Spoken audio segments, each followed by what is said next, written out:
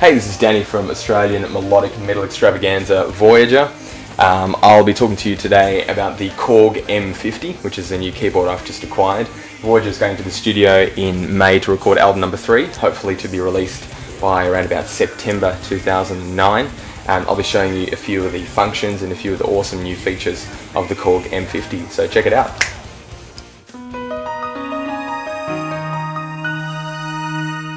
Alright, the Korg M50, what's it all about? I'm going to tell you.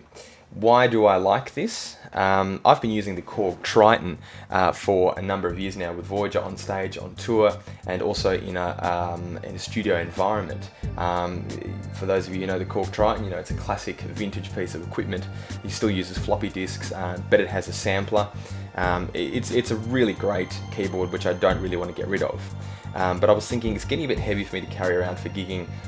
How can I upgrade? How can I upgrade to something that's a bit more digital that doesn't use floppy disks? Every time I go through customs on tour, I'm always really scared that everything's going to get wiped off the floppy disks, and I'll be stuck live on stage with nothing to play and no presets. So what I was thinking when this M50 came out, I thought this looks pretty good. I was looking at the M3, which is the I would say the M50's big brother. The M3 is supposed to be the successor to the Korg.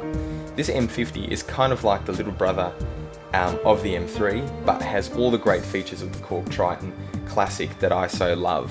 The only thing it doesn't have is a sampler, which there's been some debate about whether you need a sampler or not. I personally can probably do without. Those are the sorts of things that you do in your studio home environment anyway. Some of the great features of the Korg M50 are it's really light. It weighs 7.5 kilos, it's really easy to pick up, whereas the Korg Triton weighs about 15.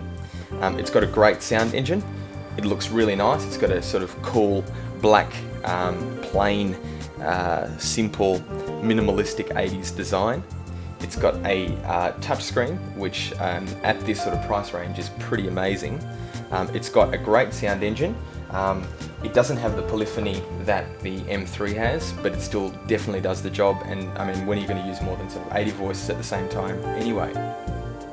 So today I'm just going to show you a brief overview of the sort of things you can do with the Korg M50 in a live jamming environment. If you've got some ideas, if there's sorts of things that you want to work on, ideas that you spontaneously come up with, and basically give you an overview of why I think the Korg M50 is definitely the workstation for you.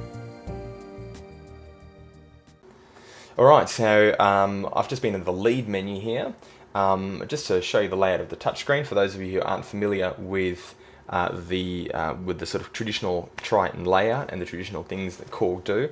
It's all pretty much the same. The touchscreen has got all your programs, your categories, your strings, your organs, your keyboards, and everything's sort of organized right here. Your motion synths, your drums,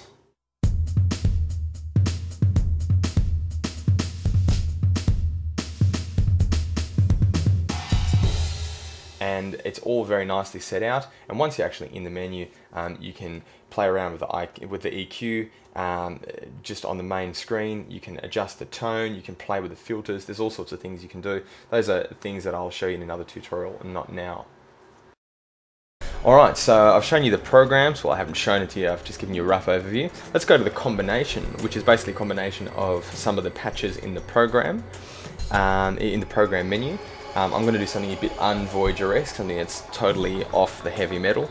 I'm going to give drum and bass a bit of a go, just to show you how easy it is to jam and to change sounds on the fly on the Korg M50, which, by the way, I forgot to mention before. Instead of floppy, this now has a wonderful little SD card slot here.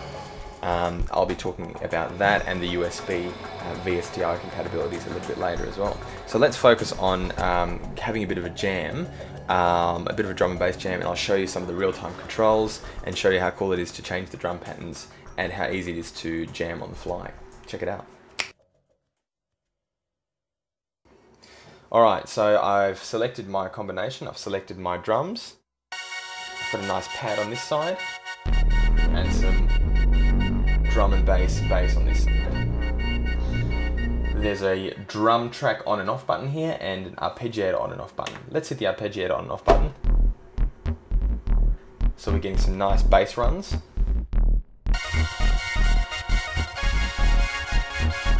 Let's introduce some drums. Really easy, just turn it on and press a key.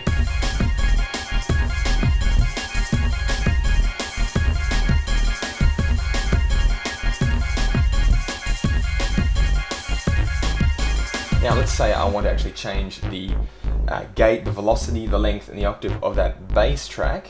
I hit the Alt button, and here I am, changing the gate, changing the velocity, changing the length, and changing the octave. So got some pretty spun out sounds coming out of that right now. Some drum track on and off, some drums. Let's say I want to alter the sounds of the actual top part of the keyboard a little bit more. I want to alter the pads. So I click my real-time controls here. You've got your cutoff, you've got your resonance, you've got your EG intensity and your EG release. Let's work with the cutoff a bit. The usual spun out sounds that you get with cutoff and resonance. The great thing that this thing has, which the Korg Triton didn't, was that it's got a reset control button. So if I don't want any of that cutoff or any of that resonance cranking, there I go, back to normal. I've just press the reset control button, so I'm back to normal now. The other great thing it's got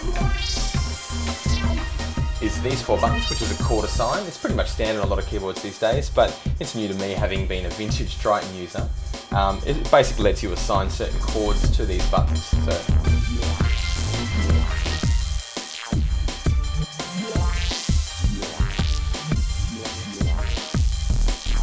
now let's say I want to change some of the drum tracks. I'm going to move to here now. Alright, let's get the drums cranking again. It changes, because it's in 4/4 at the moment, it's changing every 4 bars. So if I want to change the drum tracks to really mix it up, I just have to go 1 track up. Different drum pattern altogether, back to the old one. And nifty thing, you can just shift it by 1 tone and it gives you a nice little fill. And back to the original. You can have a really awesome jam with this stuff.